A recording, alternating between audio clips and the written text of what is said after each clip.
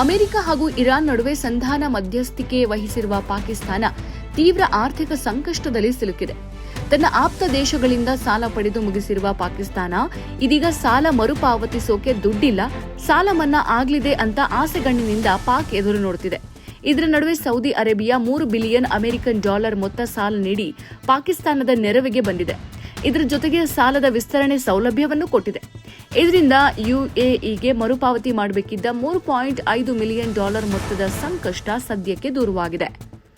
Saudi Arabia ಬಳಿ $3 billion ಮೊತ್ತ ಸಾಲದ ಭರವಸೆ ಸಿಕ್ಕ ಬಳಿಕ ಮತ್ತೆ ಭಿಕ್ಷೆ ಪಾತ್ರೆ ಹಿಡಿದು ಪಾಕಿಸ್ತಾನ ಕುಳಿತಿತ್ತು.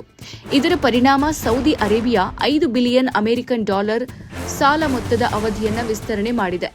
ಪ್ರತಿ ವರ್ಷ ಸೌದಿ ಅರೇಬಿಯಾ ಪಾಕಿಸ್ತಾನದ ಬ್ಯಾಂಕ್ನಲ್ಲಿ $500 ಕೋಟಿ ಮೊತ್ತವನ್ನು ಸಾಲದ ರೂಪದಲ್ಲಿ ಇಡುತ್ತೆ.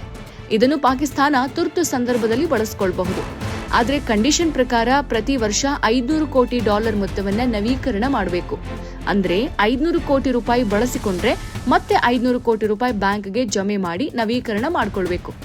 ಇದಕ್ಕೂ ದುಡ್ಡಿಲ್ಲದ ಕಾರಣ ಇದೀಗ 1 ವರ್ಷದ ನವೀಕರಣ ಒಪ್ಪಂದವನ್ನ 5 ವರ್ಷಕ್ಕೆ ಮುಂದೂಡಿದೆ.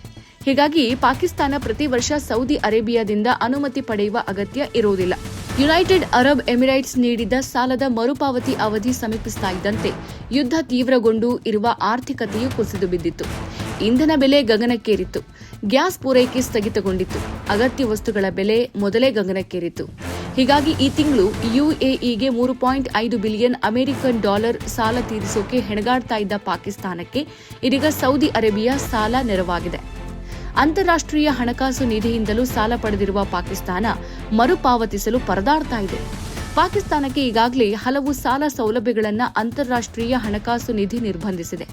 ಇತ್ತ ಆರ್ಥಿಕತೆ ಸುಧಾರಿಸೋಕೆ ಸೌದಿ ಅರೇಬಿಯಾ ಖಡಕ್ ಎಚ್ಚರಿಕೆಯನ್ನು ಕೊಟ್ಟಿದೆ.